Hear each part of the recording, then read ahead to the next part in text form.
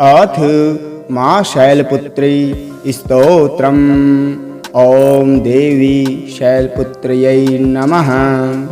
वन्दे वाञ्छितलाभाय चन्द्रार्धकृतशेखरां वृषारूढां शूलधरां शैलपुत्रीं यशस्विनीं। या देवी सर्वभूतेषु मां शैलपुत्री रूपेण संस्थिता।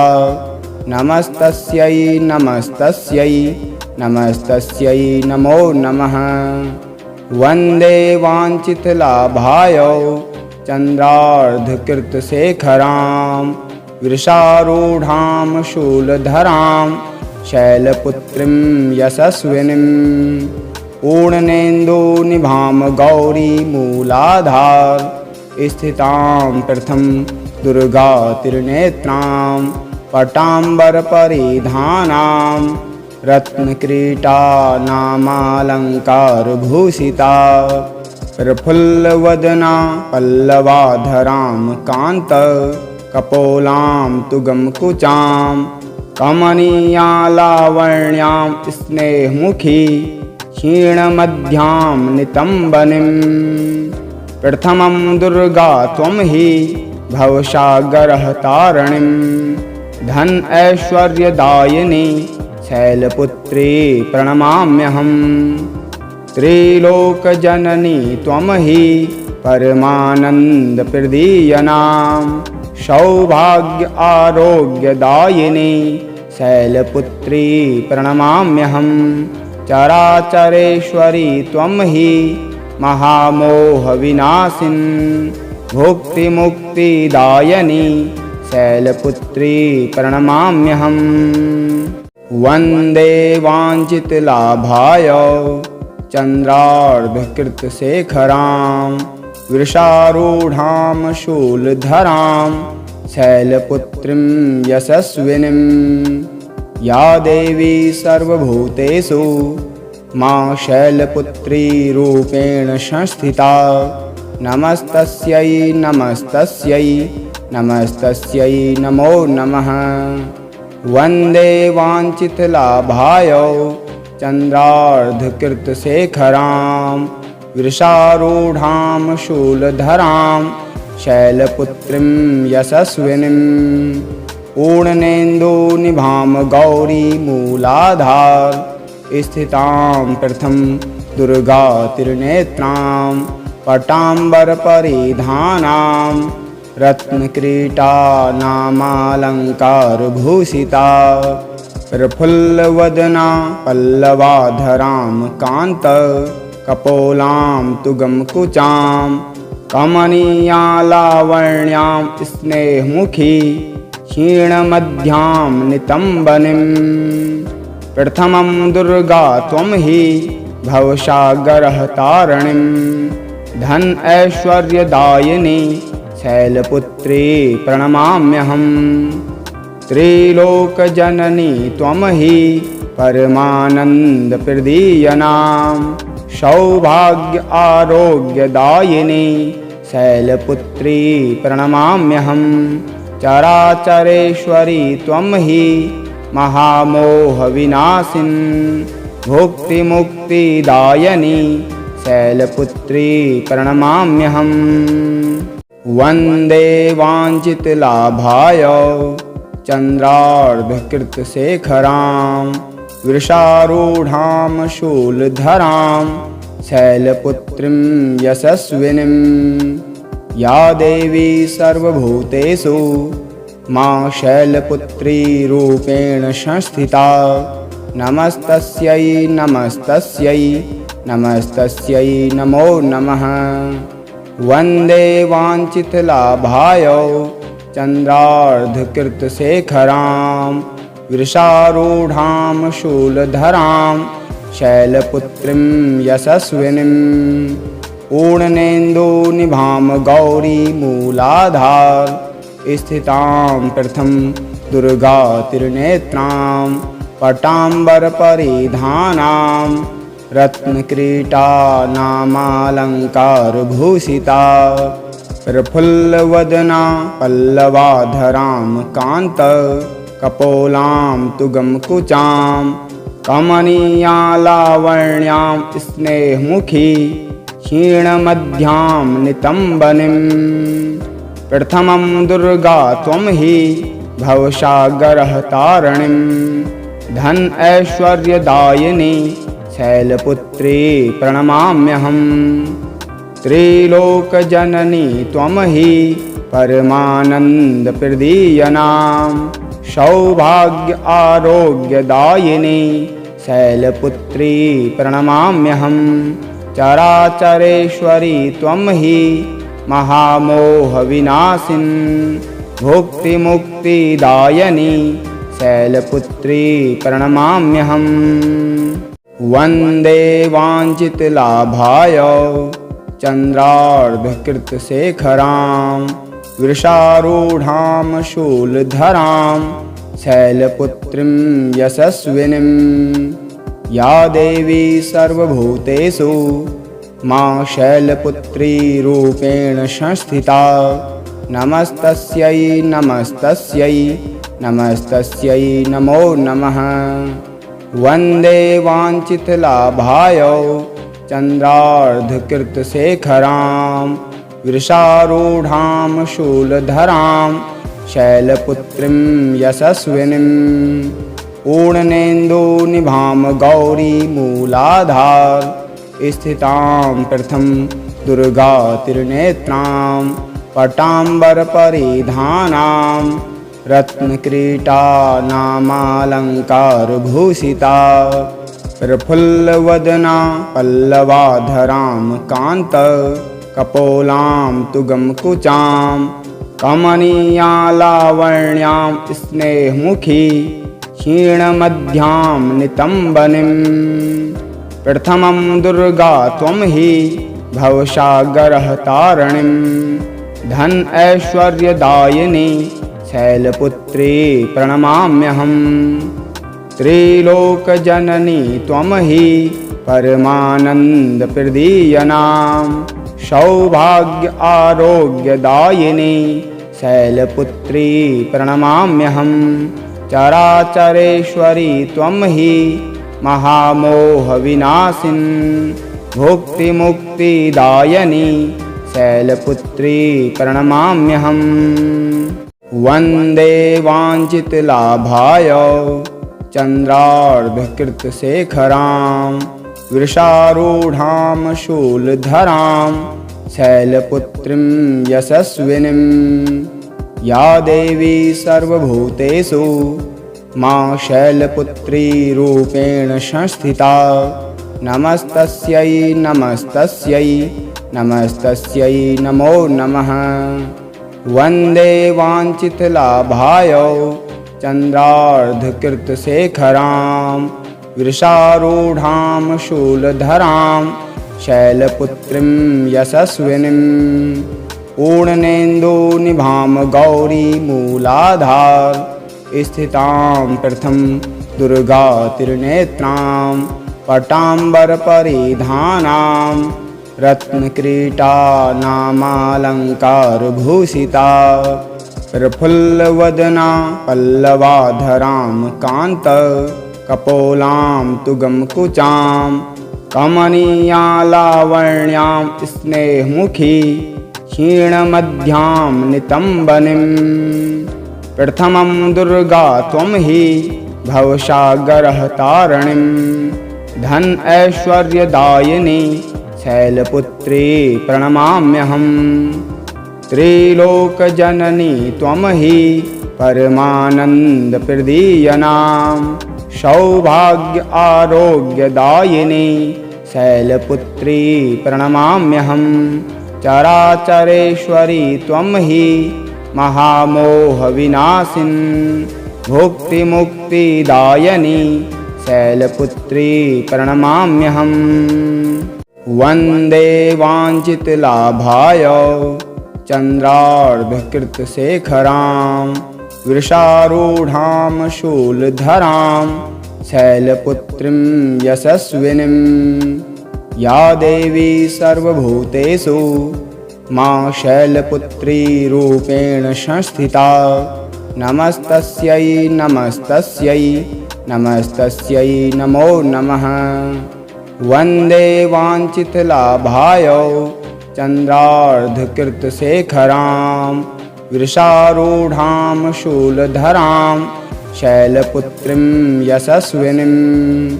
पूर्णेन्दुनिभां गौरीमूलाधार स्थितां प्रथम दुर्गातिर्नेत्रां पटाम्बरपरिधानां रत्नकिरीटानामालङ्कारभूषिता। प्रफुल्लवदना पल्लवाधरां कान्तकपोलां तुगमकुचां कमनीयालावण्यां स्नेहमुखी क्षीणमध्यां नितम्बनीं। प्रथमं दुर्गा त्वं हि भवसागरहतारिणीं धन ऐश्वर्यदायिनी शैलपुत्री प्रणमाम्यहम्।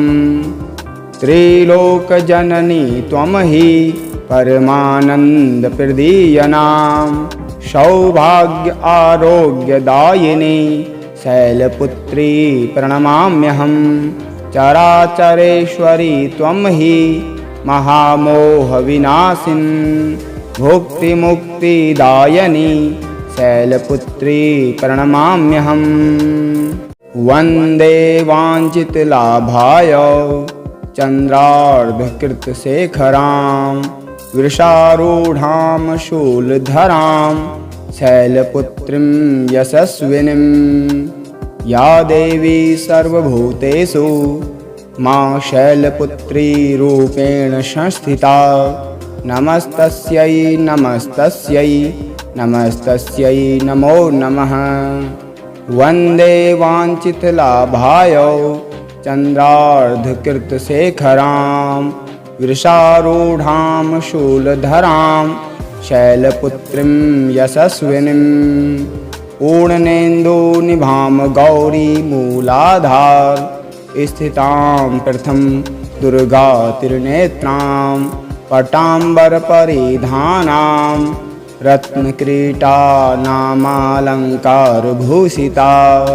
प्रफुल्लवदना पल्लवाधरां कान्तकपोलां तुगमकुचां कमनीयालावण्यां स्नेहमुखी क्षीणमध्यां नितम्बनीं। प्रथमं दुर्गा त्वं हि भवसागरहतारिणीं धन ऐश्वर्यदायिनी शैलपुत्री प्रणमाम्यहम्। त्रिलोकजननी त्वं हि परमानन्दप्रदीयनां सौभाग्य आरोग्यदायिनी शैलपुत्री प्रणमाम्यहम्। चराचरेश्वरी त्वं हि महामोहविनाशिनी भुक्तिमुक्तिदायिनी शैलपुत्री प्रणमाम्यहम्। वन्दे वाञ्छितलाभाय चन्द्रार्धकृतशेखरां वृषारूढां शूलधरां शैलपुत्रीं यशस्विनीं। या देवी सर्वभूतेषु मां शैलपुत्री रूपेण संस्थिता। नमस्तस्यै नमस्तस्यै नमस्तस्यै नमो नमः। वन्दे वाञ्छितलाभाय चन्द्रार्धकृतशेखरां वृषारूढां शूलधरां शैलपुत्रीं यशस्विनीं।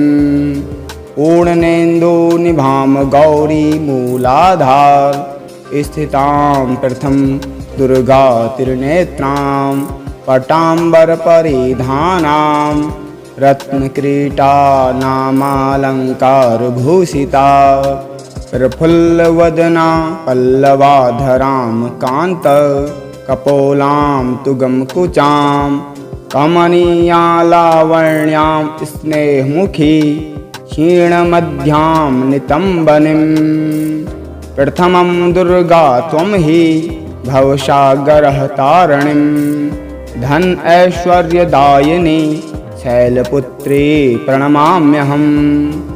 त्रिलोकजननी त्वं हि परमानन्दप्रदीयनां सौभाग्य आरोग्यदायिनी शैलपुत्री प्रणमाम्यहं चराचरेश्वरी त्वं हि महामोहविनाशिनी भुक्तिमुक्तिदायिनी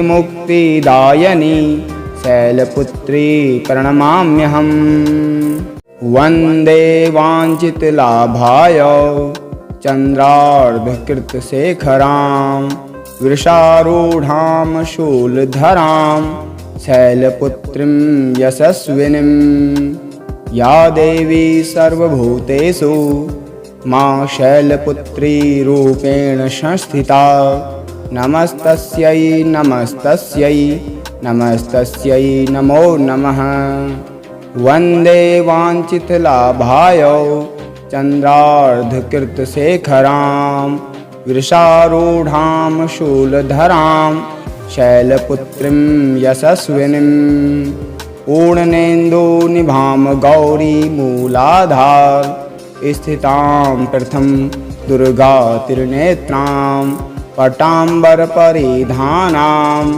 रत्नकिरीटानामालङ्कारभूषिता प्रफुल्लवदना पल्लवाधरां कान्तकपोलां तुगमकुचां कमनीयालावण्यां स्नेहमुखी क्षीणमध्यां नितम्बनीं प्रथमं दुर्गा त्वं हि भवसागरहतारिणीं धन ऐश्वर्यदायिनी शैलपुत्री प्रणमाम्यहं त्रिलोकजननी त्वं हि परमानन्दप्रदीयनां सौभाग्य आरोग्यदायिनी शैलपुत्री प्रणमाम्यहं चराचरेश्वरी त्वं हि महामोहविनाशिनी भुक्तिमुक्तिदायिनी शैलपुत्री प्रणमाम्यहं वन्दे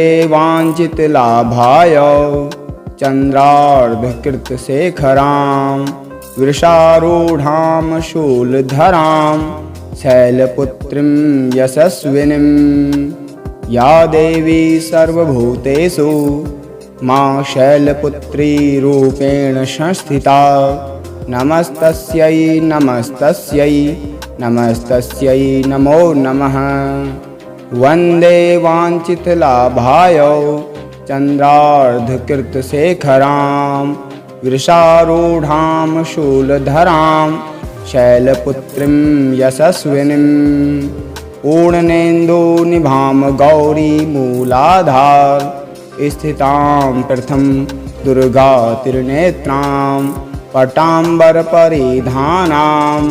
रत्नकिरीटानामालङ्कारभूषिता प्रफुल्लवदना पल्लवाधरां कान्तकपोलां तुगमकुचां कमनीयालावण्यां स्नेहमुखी क्षीणमध्यां नितम्बनीं प्रथमं दुर्गा त्वं हि भवसागरहतारिणीं धन ऐश्वर्यदायिनी शैलपुत्री प्रणमाम्यहं त्रिलोकजननी त्वं हि परमानन्दप्रदीयनां सौभाग्य आरोग्यदायिनी शैलपुत्री प्रणमाम्यहं चराचरेश्वरी त्वं हि महामोहविनाशिनी भुक्तिमुक्तिदायिनी शैलपुत्री प्रणमाम्यहं वन्दे वाञ्छितलाभाय चन्द्रार्धकृतशेखरां वृषारूढां शूलधरां शैलपुत्रीं यशस्विनीं या देवी सर्वभूतेषु मां शैलपुत्री रूपेण संस्थिता नमस्तस्यै नमस्तस्यै नमस्तस्यै नमो नमः वन्दे वाञ्छितलाभाय चन्द्रार्धकृतशेखरां वृषारूढां शूलधरां शैलपुत्रीं यशस्विनीं पूर्णेन्दुनिभां गौरीमूलाधार स्थितां प्रथम दुर्गातिर्नेत्रां पटाम्बरपरिधानां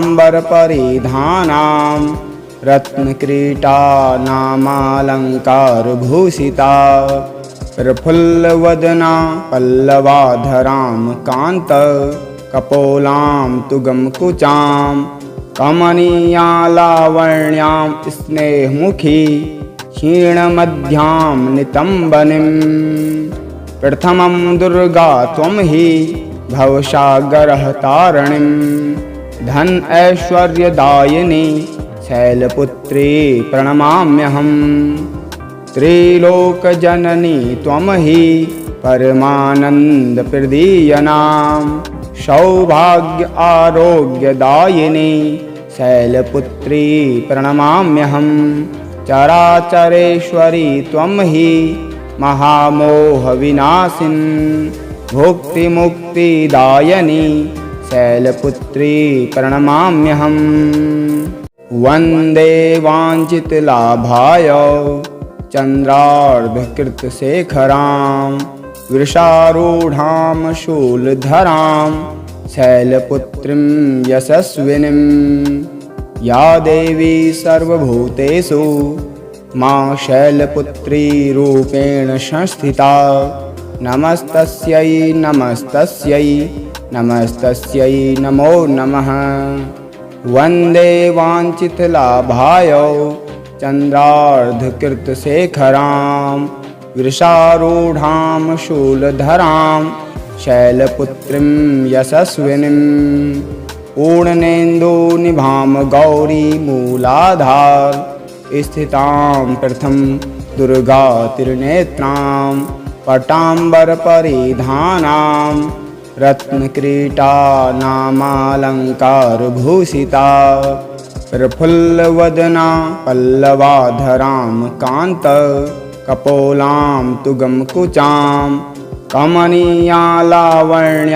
स्नेहमुखी क्षीणमध्यां नितम्बनीं प्रथमं दुर्गा त्वं हि भवसागरहतारिणीं धन ऐश्वर्यदायिनी शैलपुत्री प्रणमाम्यहम् त्रिलोकजननी त्वं हि परमानन्दप्रदीयनां सौभाग्य आरोग्यदायिनी शैलपुत्री प्रणमाम्यहम् चराचरेश्वरी त्वं हि महामोहविनाशिनी भुक्तिमुक्तिदायिनी शैलपुत्री प्रणमाम्यहम् वन्दे वाञ्छितलाभाय चन्द्रार्धकृतशेखरां वृषारूढां शूलधरां शैलपुत्रीं यशस्विनीं या देवी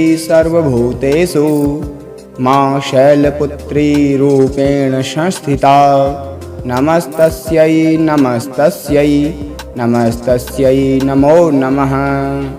वन्दे वाञ्छितलाभाय चन्द्रार्धकृतशेखरां वृषारूढां शूलधरां शैलपुत्रीं यशस्विनीं पूर्णेन्दुनिभां गौरीमूलाधार स्थितां प्रथम दुर्गातिर्नेत्रां पटाम्बरपरिधानां रत्नकिरीटानामालङ्कारभूषिता प्रफुल्लवदना पल्लवाधरां कान्तकपोलां तुगमकुचां कमनीयालावण्यां स्नेहमुखी क्षीणमध्यां नितम्बनीं प्रथमं दुर्गा त्वं हि भवसागरहतारिणीं धन ऐश्वर्यदायिनी शैलपुत्री प्रणमाम्यहम् त्रिलोकजननी त्वं हि परमानन्दप्रदीयनां सौभाग्य आरोग्यदायिनी शैलपुत्री प्रणमाम्यहम् चराचरेश्वरी त्वं हि महामोहविनाशिनी भुक्तिमुक्तिदायिनी शैलपुत्री प्रणमाम्यहम् वन्दे वाञ्छितलाभाय चन्द्रार्धकृतशेखरां वृषारूढां शूलधरां शैलपुत्रीं यशस्विनीं या देवी सर्वभूतेषु मां शैलपुत्री रूपेण संस्थिता नमस्तस्यै नमस्तस्यै नमस्तस्यै नमो नमः। वन्दे वाञ्छितलाभाय चन्द्रार्धकृतशेखरां वृषारूढां शूलधरां शैलपुत्रीं यशस्विनीं पूर्णेन्दुनिभां गौरीमूलाधार स्थितां प्रथम दुर्गातिर्नेत्रां पटाम्बरपरिधानां रत्नकिरीटानामालङ्कारभूषिता प्रफुल्लवदना पल्लवाधरां कान्तकपोलां तुगमकुचां कमनीयालावण्यां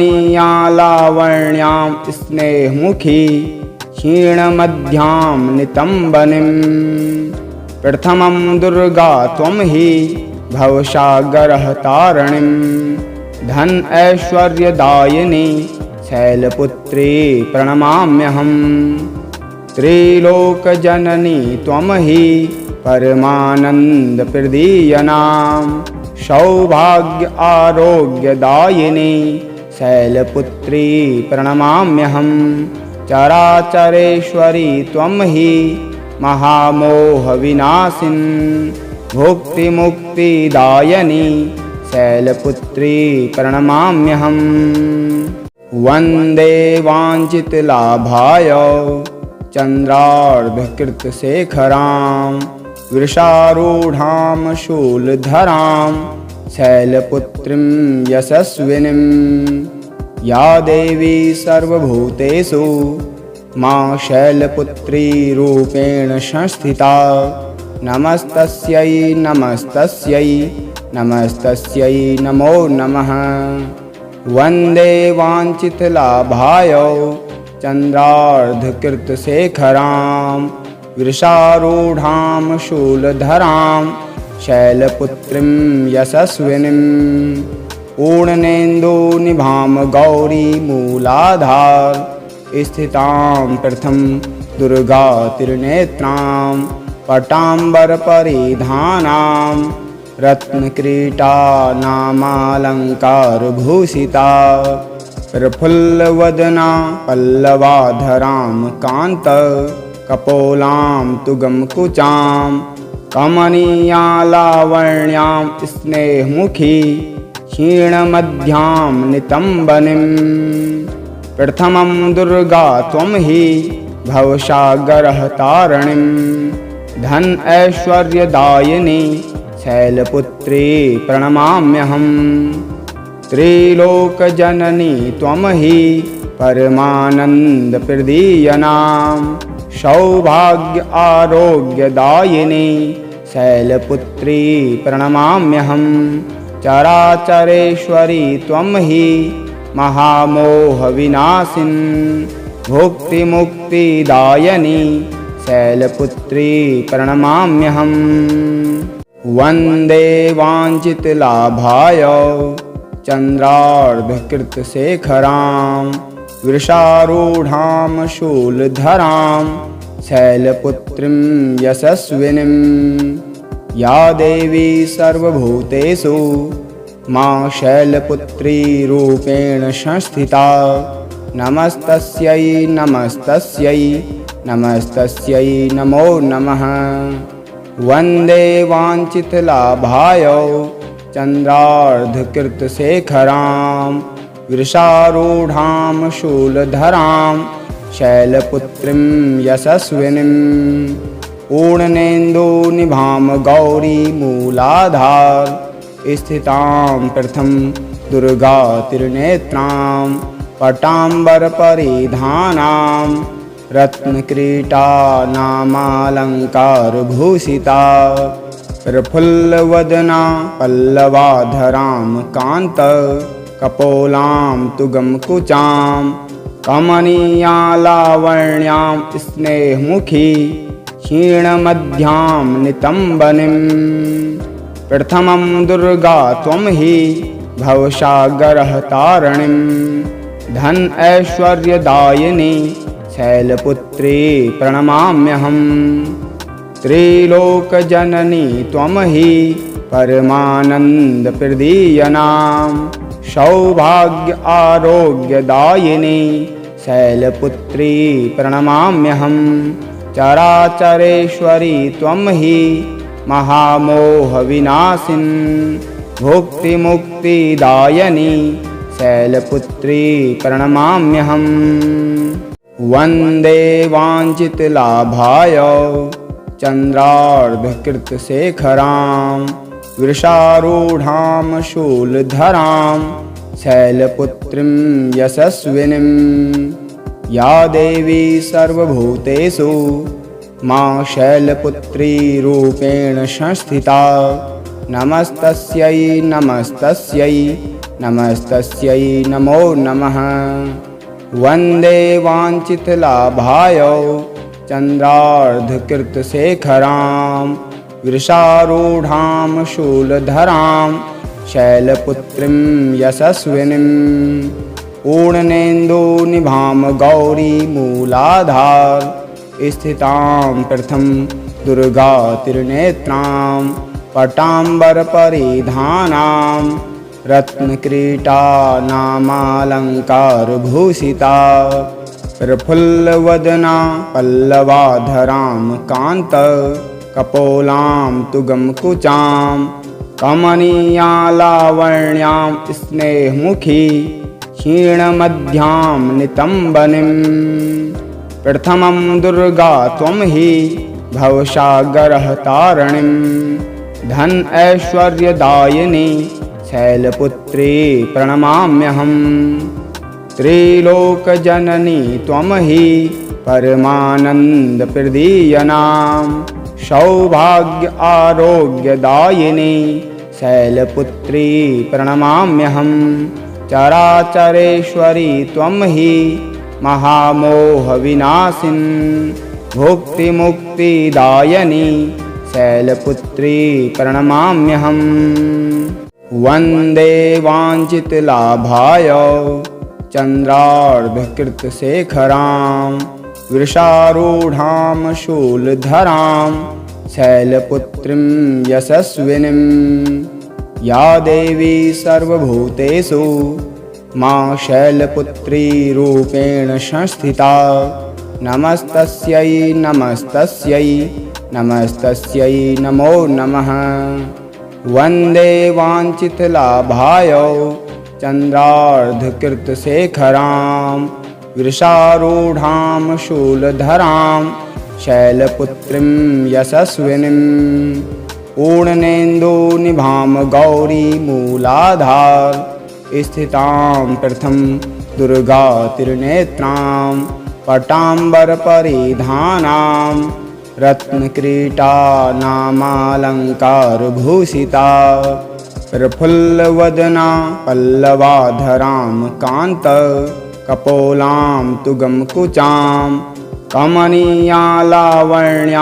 स्नेहमुखी क्षीणमध्यां नितम्बनीं प्रथमं दुर्गा त्वं हि भवसागरः तारिणीं धन ऐश्वर्यदायिनी शैलपुत्री प्रणमाम्यहम् त्रिलोकजननी त्वं हि परमानन्दप्रदीयनां सौभाग्य आरोग्यदायिनी शैलपुत्री प्रणमाम्यहम् चराचरेश्वरी त्वं हि महामोहविनाशिनी भुक्तिमुक्तिदायिनी शैलपुत्री प्रणमाम्यहम् वन्दे वाञ्छितलाभाय चन्द्रार्धकृतशेखरां वृषारूढां शूलधरां शैलपुत्रीं यशस्विनीं या देवी